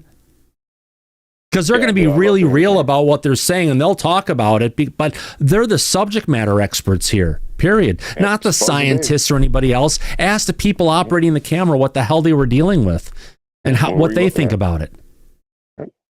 What was going on? What were the conditions like? Yeah. That's what we need to know. There needs to be a better investigating body and a better educational body for the public. You know, without it, we're just listening to a bunch of governmental jargon and people two-step, and some whistleblowers come out, then they get scared and go away. Some whistleblowers are bringing up fake pictures of this. It's all bullshit right now. You know, we see something, we should get the words from the people who are saying it so we know what is going on, get a general description with it. We don't need all the scientific mumbo-jumbo and bullshit one way or the other. Let it start from there. That's where it's at, but national security. Where does the FBI come into play in all this, right? Is there gonna be any members of the FBI? Well, glad you say that. There is, hopefully members of Congress have figured this out. If Anna Paulina Luna and Tim Burchett and Eric Burleson and all these people are saying the FBI is so great, right? Right. Get legislation put into the next National Intelligence Authorization Act, which is going to be coming out at the same time as the National NDAA, the National Defense Authorization Act. Put it in there that you want the FBI to be funded, whatever the cost is, to go ahead and do these tasks. That's how they got Arrow up and going. And if the FBI already has stuff that's positive and they're getting stuff and they need more funding for it, well then, why aren't the representatives coming together and lobbying for it? They should be. Instead, they're talking about defunding Arrow, which is not a move in the right direction. No, because, number one, forget that. That's going to be a battle. Go ahead and get some more funding. Put it in for the FBI. It's simple enough. Right. But it continues to go back to the point that you have been making for many years now publicly, and that is that the truth from the government is going to come from the top down. It's going to have to come from the White House, the executive branch, or Congress, and anybody else in the government isn't going to be able to bring the truth out unless it's authorized and declassified from the president. Yeah, and the way I spotted that, Mike, is first everyone was complaining about the DoD, but then I look at the DOE and what they do, and it's like DARPA and all these different agencies, and it's like, wait a minute, this and all this stuff, it's not them. Who controls them? It's the executive branch. And from there, that's where we've been pointing towards, although still everyone is still hell-bent about the DoD's programs, about the energy systems and different things, but that's all the domain of the DOE. But we can't get in there because you cannot FOIA anybody in the DoD. DOE. There's no oversight for DOE. There's no way to force them to reveal anything. And only the president of the United States can do that. Well, it's the president of the United States and the head of the DOE, and I believe it's the head of the CIA. All three of those have to be in agreement to whatever's declassified coming out of the DOE. It's so tight. It still goes back to the president because they're all cabinet members under the president. And any cabinet member could be removed for malfeasance if they don't want to go ahead. Trump would fire him in a second if they needed to. That's right. Yeah. That's right. But I think he already knows what he needs to know, and that's why it's not on the agenda right now. But we do have a bunch of other things we got to worry about right now, let's be honest. Talking about aliens may not be the good thing. No. When we can be talking about bunker busters where each one can do 100 feet. You follow with one, you go with the next one, it goes down another 100 feet, you go with the next one, it gets down to 300 feet. It's either that or a tactical nuke. Well, no, it's not going to go nuclear because that would start a world war. No one wants to do that. But the other problem is if we continue to use bunker busters in Iran, even if it's through Israel as a proxy, what happens is eventually if it gets down deep enough and affects the nuclear power plant and the nuclear material, you're going to create a nuclear disaster. At least it's in a desert. Contamination. Well, it's not a good thing either. Not a lot of things live near it, at least. It'll be a wasteland. Yeah. Yeah, it will. Yeah. Not a good golf course. No, definitely not. Or a resort. Yeah, no. But there's so many fires burning right now around the globe with Israel, with the Ukraine and Russia, with what's going on with China and eventually Taiwan. There's just so many things going on that I don't really think that the government is going to be putting too much focus on disclosure. Yeah, more super chats. That's the problem. Yeah, it seems to be out of the way. Including Tulsi Gabbard. She's falling out. Did we get more super chats? Yes, we did. Mr. Grimlock. The more often Thomas wears that shirt, the more I disclosure tonight. I will wear it for the rest of the summer. It's I don't wear it anywhere else except on the show. But I think it's kind of like a shirt I would see Fred wearing from Scooby-Doo. Mm-hmm. Maybe. Yeah. I agree. Got to thank the secondhand store to help. What was it again? Buy the Office back many years ago. I saw it and it's like, okay, $4.99. Got to have it. Yeah, so you can't walk out without it. Oh God, absolutely. So we still have a little bit of this Jeremy Corbell video. Let's watch the rest of it. Here we go, folks. I know we're having fun. Welcome to Disclosure tonight. No, here we go. UAP because UFOs are real and they show us something. They demonstrate a technology that we cannot replicate. Even Arrow has to admit that. So the American public wants to know, are we going to have hearings? And I'll tell you this, man, I have constant talks on a weekly basis. But if we're going to have hearings, God damn it, Mike. Yeah. Jeremy should be making demands on what the hearings should at least accomplish. Just don't ask for something. Oh, give me something to eat. No, not giving you a nice Chicago deep dish pan stuffed pizza with sausage and onion and mushroom, please. No, you want to ask specifically for something, or a good Italian beef with heart giardiniera and sweet peppers on it, dipped in the au jus. You want to give a specific thing that you want to eat, right? But that would have to be legislated through Congress and then the president, and it's not moving in that direction, and I don't believe it will. Well, I'm just saying that he's an individual. He can go ahead and say, you know what, if we're going to have these hearings, they should be doing this. But they're not, which is the problem. Well, I'm just trying to find solutions here, my friend. I'm a solution architect. What do you expect me not to do? No, I get it, but which is another reason why I believe that we're going to get closer to the truth with like the book that Gary had recently put out and then made available to the public, and science and technology, because we know personally and are working with scientists who are doing exactly what we're talking about privately. Yep. And if they have the truth to bring out, it will come out. It's All right. nothing to do with the government. All right. Sorry, I keep on pausing. Yeah, go ahead. Go ahead. No, you go ahead. That's why we're working with people like that to bring the truth out, because that's where it'll come from.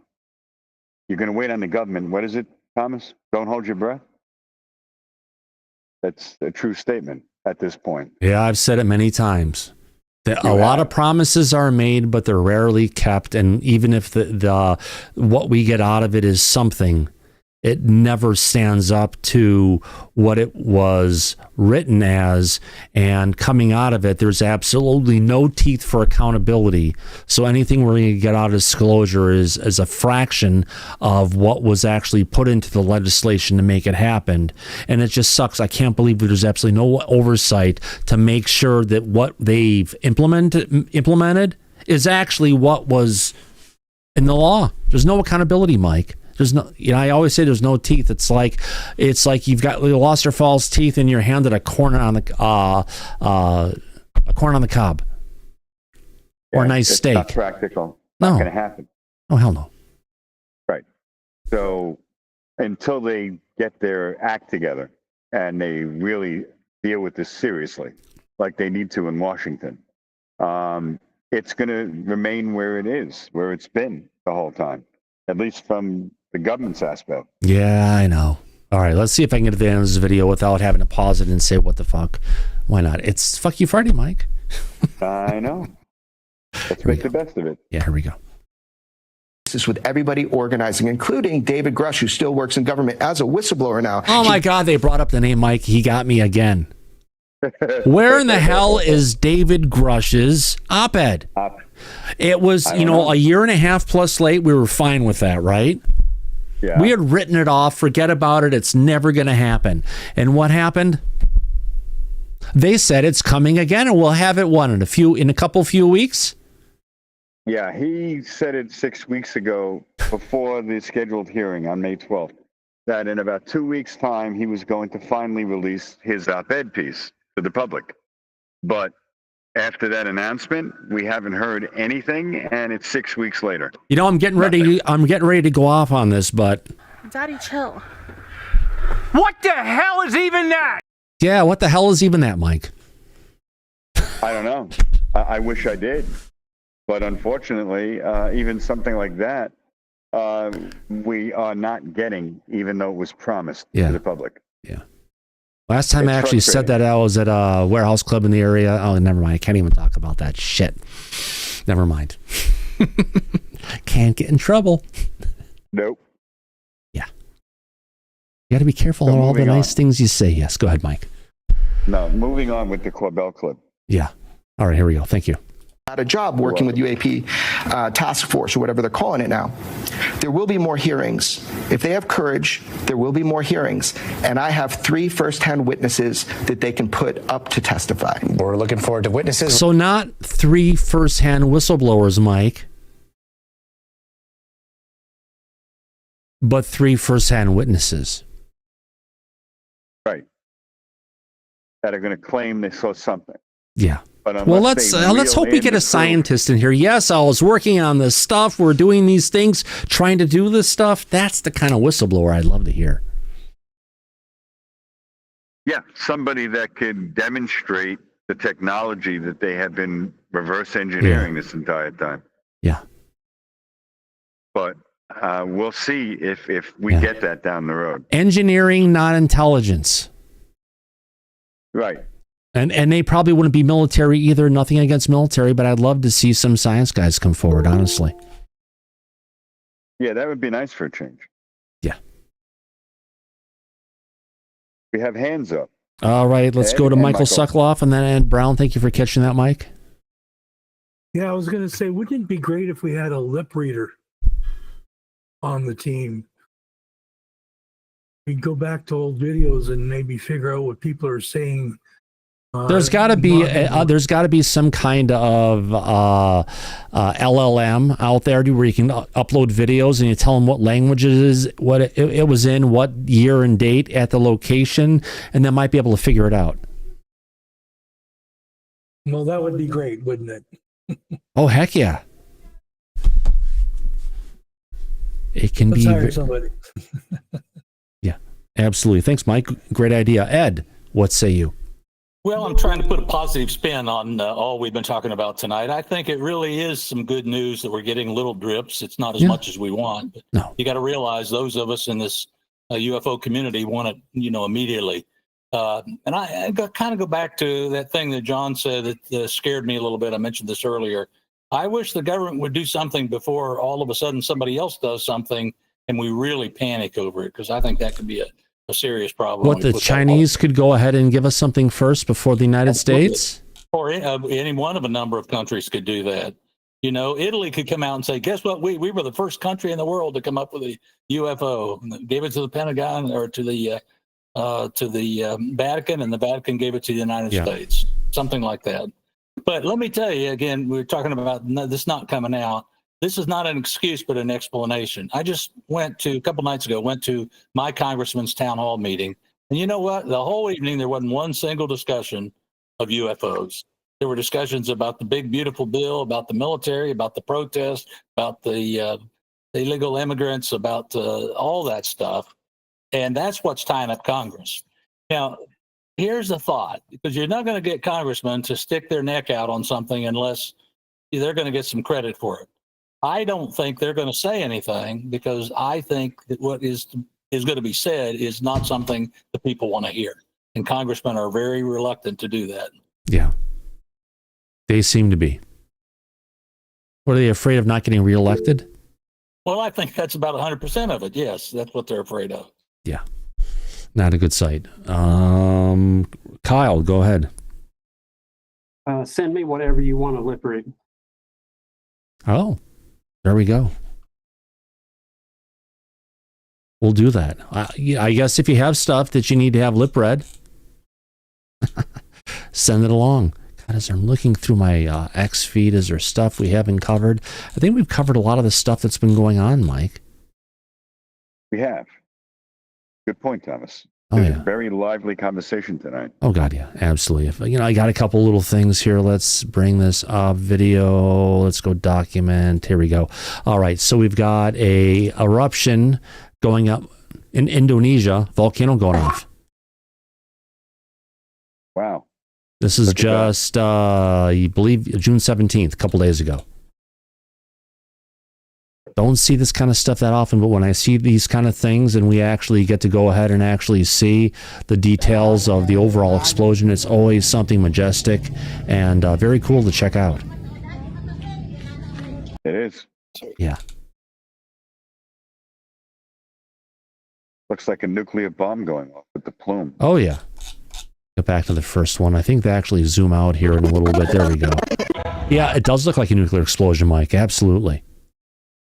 I can imagine when it's dumping into the atmosphere.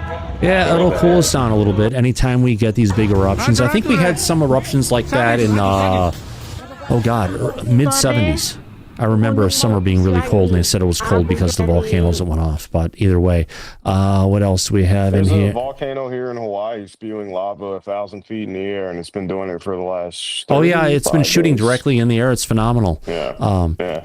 Something else we talked about today, Mike. Actually, there was the first ever U.S. heart transplant done fully by robots with no chest open and no bones cut. That's amazing. What the hell is even that? Yep. Yeah. The technology is taking off. No, it's okay. It's great. Ibarra suffered a stroke in 2022, leading to advanced heart failure. Surgeons at Baylor St. Luke's Medical Center in Houston say in March, they used a surgical robot to make small incisions to replace his heart with a donor organ, eliminating the need to break his breastbone and open his chest. I'm just grateful that they did what they could. That is amazing. They could do for me. So yeah, we've always heard about robots doing surgery, Mike. It's a real thing. Oh, I know. All right. I don't know how they got an organ the size of a heart to be into the chest cavity without breaking the breastbone. Yeah. It's amazing. Yeah. Just a couple days ago, U.S. Navy ships vanished from Bahrain and reappeared on Iran's doorstep. Are you surprised, Abe? No, not at all. Yeah. Not at all. There's 2 aircraft carriers. The Nimitz is there, aren't they? Yeah, and there's another aircraft carrier on the way, and I just forget the name of it, but I did read that this morning, and I forget how many Air Force fighter wings are over there. So this is significant military buildup and presence moving over to And the generally, Middle East again. have we ever done a buildup where we haven't used that buildup? Have we ever done a buildup? We've done a buildup. We've done multiple buildups. I know. Have we ever done a buildup where we didn't go to war at that point is what I'm asking. A good point. It's a good question. I don't think we have. All right. Gives us an idea and an insight. You just got to ask the detailed questions. Or is there anything else here I missed out in the last day or so? I guess we've got the last week of what we've talked about. Oh, yeah, tornadoes. Everyone loves those. They're around. They actually have tour services now to go ahead and take you to go ahead and see tornadoes one-on-one. Not the kind of vacation I'd be looking for. Oh, God, did you see the explosion in Starbase City of the Tesla rocket earlier this week? This one was cool. That was amazing. Yeah. This is one of the better versions of that video. You hear what Musk said about that? No, what? He said, just a scratch. Of course. Was nothing to him and his wealth. No, it's not a scratch, but it also just comes into it. Now they have the data to figure out what went wrong, so this particular incident can never happen again. You have to look at what Musk does, and they take a TDD approach, test-driven development. Rapidly iterate, get it out there, write tests to know all the different things for what you're trying to implement. And if it does it again, something happens, you write a test to make sure that never happens again. Yeah. That is I have a question for Abe. Did you talk to Thomas about our man on the moon? Oh, God. I did. I bought that up. The guy who brought that up for the guy from the Army was a schmuck. His tie was crooked, his head was crooked, and just how he was talking. Oh, yeah, we can get people whenever we need them. Yeah. I mean, but in 2025, you've got the Army secretary stating that there is a soldier on the moon. So why didn't any of the reporters, not one of them, follow up with the question and actually pay attention to what the heck the guy was saying? Fox, if you watch the interview, the reporter was literally just a robot and just reading off of whatever he was reading off, and he moved on. He didn't even blink when he said there's a guy on the moon. I would have shit my pants. Yeah. So I don't know. Yeah. Oh, yeah, we talk about all this stuff. Oh, yeah, this is what we're talking about the magnetic excursions. This is coming to our friend, Mr. Ben Davidson. or Dr. Ben Davidson from Suspicious Observers or Space Weather News over on YouTube. So magnetic pole shifts only happen once every few 100,000 years. But the excursions are much scarier and they happen much more often. So you can see we had one 72,000 years ago called Toba. Then we had one that's unnamed. Another one, the Greenland Sea Vostok, and another unnamed one. We have Last Champ 1, Last Champ 2. We have Monolink 36,000 years ago. And just notice, just subtract 6,000 years off this every single time. 30, 24, 18, 12, 6,000. The last one we had was 6,000 years ago, the NOAA event. And calendar is there right now saying the next one is due right now. Just to nothing we're going to be able to change or stop, but and prepare, got to find a special place to live. All right, anything else? It's worldwide. Oh, yeah, it's worldwide. I had the video up here earlier today from one of the people I follow on X, and basically when it goes on, not only we get something called a reorientation of the overall center of rotation for the Earth, where the Earth keeps on rotating around the way that it does, but the crust unlocks and rotates, and when that happens, it sends, towering waves a mile high across all the coasts and wipes out everything on the surface of the planet. But apparently this happens like clockwork. Yes. Yeah, absolutely. Geological shows it. Yep, absolutely. All right, my guests, my friends. No one else has their hands up. Mike, anything else from your front, my friend? No, I think we're good. And if Gene has anything he wants to add or share with the audience, now would be the time. I'd just like to, thank everybody, and again, engineeringinfinitybook.com. I'll throw that. I always take advantage of one of those. Check it out. I mean, there's so much that we're talking about that still blows my mind because it's stuff I read out of those papers that was written now 40 years ago, and it just reinforces this idea of disclosure, and we're talking about things that you put it in perspective and you look at the history, going back to ancient Egypt. That should just be part of our normal nature. It should just be part of. We don't even know the stuff that happened in Egypt. The truth is actually kept from us. We have this archaeological timeline that doesn't make sense, but right, it's neither here nor there. And it's to me, to an extent, it's like, it's like trying to hide, comets and birds and being like, oh, I saw this thing flying, flapping and up in the air. I don't know what. No, it's not real. Well, there's something, and what is it about this that makes you have to keep it secret? Exactly. Control, I guess. Yeah. It's what we all look for. And on that note, I want to go ahead and thank everybody for your wonderful super chats here on Disclosure tonight.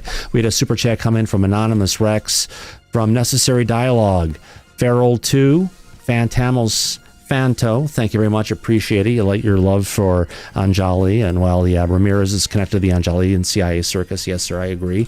Mr. Grimlock is around, and also Mr. Grimlock not once but twice. Thank you very much. Hope you enjoyed the shirt. Hope you had a great time. Thanks for coming out, Gene. Thanks to everyone in the back. Thanks for the audience, and Mike, thank you for being here, my friend. I wouldn't have missed it for anything. It's Fuck You Friday, and we had an unexpected guest with Gene joining us. And we had a lot to talk about, recapping the week so far. So it was a lot of fun. Absolutely, my friend. As we usually say at the end of every episode of Disclosure tonight. Hold on. Eyes open. No fear. Be safe, everyone. But go back to Party City where you belong. Absolutely. We'll catch you in the flip side. Good night, everybody. We'll see you tomorrow. Take care now. Bye-bye.